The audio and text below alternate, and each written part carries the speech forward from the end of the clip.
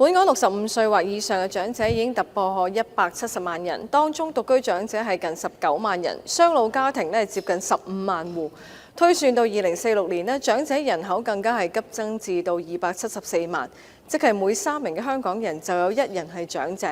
人口老化係迫在眉睫，呢個亦都係我哋面對緊嘅挑戰。點樣令到長者過上有尊嚴、有質素嘅生活，更加係政府必須以政策主動回應嘅核心議題。政府一直奉行居家安老為本、院舍照顧為後援嘅方針，呢個方向本身係無可厚非嘅，因為透過支援，讓有自理能力嘅長者留返喺社區嘅屋企裏面，而將院舍資源留俾最需要嘅人，的確係符合咗資源優化嘅原則。但係現實就係醫學嘅進步令到長者健康水平係有所提升。唔少退休嘅長者身體仍然係壯健，無需要全天候嘅照顧，甚至有能力係自主安排生活。但係同時，佢哋住緊嘅地方可能係年輕嘅時候一路住落嚟嘅，居住嘅環境往往跟唔上長者友善嘅需要。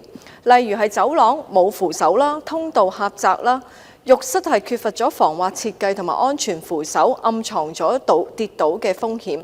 社區裏面亦都缺乏咗便捷嘅社交空間，難以同朋友聚腳等等。久而久之長者就寧願留家避險，減少外出社交，結果就加出身體功能嘅退化，甚至係因為家居嘅意外跌倒而提早需要係院舍照顧。呢啲唔單止令到長者失去咗生活嘅質素，更加係令到本身已經緊張嘅院舍資源更加係雪上加霜。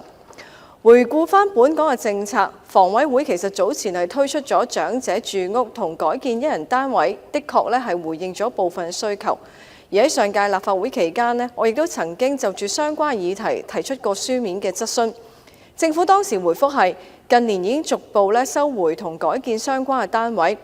我哋當然明白共用廚浴室嘅設計已經可能係不合時宜，但係設計過時唔代表需求係消失。相反，隨住長者嘅人口激增，長者住屋嘅需求只會係有增無減。呢一種需求我覺得係必須要正視同埋唔能夠迴避。其實鄰近嘅地區已經有成熟經驗係可以借鏡嘅。好似舊年我去佛山考察嘅時候，參觀過結合醫養學嘅安養中心，好似一個小社區咁樣，設有活力公寓、康復區，更加有老年大學同埋健康體驗嘅中心。安養中心係分咗3棟嘅大廈，分別係對應初老自理長者、行動不便同埋深度照顧嘅長者。喺個中心裏面設有診所、酒樓、活動空間等等，唔同健康狀況嘅長者都能夠喺同一個社區生活，互相幫助，冇需要因為健康嘅變化而焗住係要搬走。呢一種整合式嘅規劃，正正係我哋值得考慮同埋參考以及研究。講返香港，其實房協嘅長者安居樂計劃同樣係有參考嘅價值。我就曾經參觀過紅磡嘅豐頤居，單位裏面無火煮食、低門檻、高低位嘅雙防盜眼、洗手間防滑地磚，以及係智能緊急支援系統等等，處處都體現咗以長者為本。屋苑裏面同時設有護理院舍、復康嘅